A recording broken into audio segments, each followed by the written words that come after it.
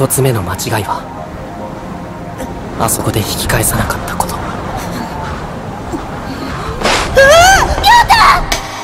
そして二つ目の間違い。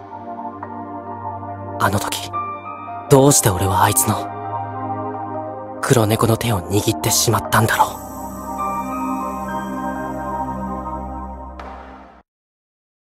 Hello everyone.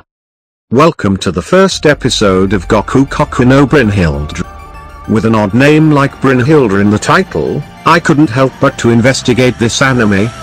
Brynhildr is a shield maiden, and Valkyrie who among other things was condemned to live the life of a mortal woman for deciding a battle for the wrong king. Kuroha Neko is similarly a being that seems beyond mere humanity, who serves a shield for those prophesied to die. Reported to her via walkie-talkie with an as yet unintroduced character.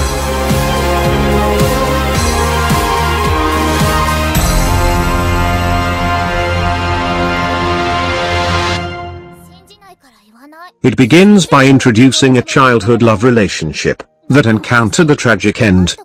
In fact, two children, one named Murakami and the other one known by her nickname Neko, both having an infatuation for astrological observations and alien research, suffered from a fatal fall that took away Neko's life and left Murakami with deep physical and mental scars. Separated from his childhood love, Murakami has grown up aiming at doing his best in studies, in order to become astronaut, and consequently prove the existence of aliens. A duty that he has assigned himself in order to pay tribute to his lost friend Neko. However, the course of his life is flipped upside down years after the accident, when entered his class a girl looking exactly as a grown-up Neko. Except that she is called Kuroha Neko, her parents evidently having otaku slobs. 昔？俺にはそれを証明することができる。何を言っているかわからない。いいから、つべこべ言わずに脇の下を見せろ。Kuroha Neko, or Neko for short, claims not to be Murakami's childhood friend, and that it is the first time she met him. She also made him to know that he would die that day.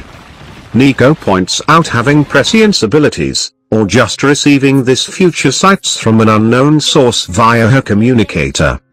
Assumes that death will visit that day of two students, one who was on the verge of drowning in the school swimming pool, and the other, Murakami, who will die in the evening. Murakami failing to believe her, or rather trying to believe in her by putting into practice his deduction skills and logical senses. By walks directly to the path where death was supposedly awaiting him.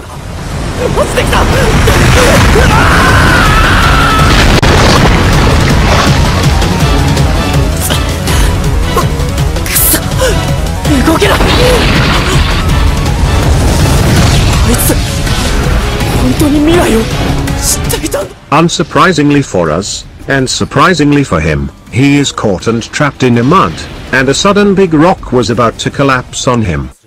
Fortunately, Neko comes to his rescue, and breaks the heavy rock into halves. She is then proclaiming herself a witch, having superhuman strength that she uses to help people for whom sorrowful destinies await. This witchcraft of hers is actually a result of experimental research and drug use on her body.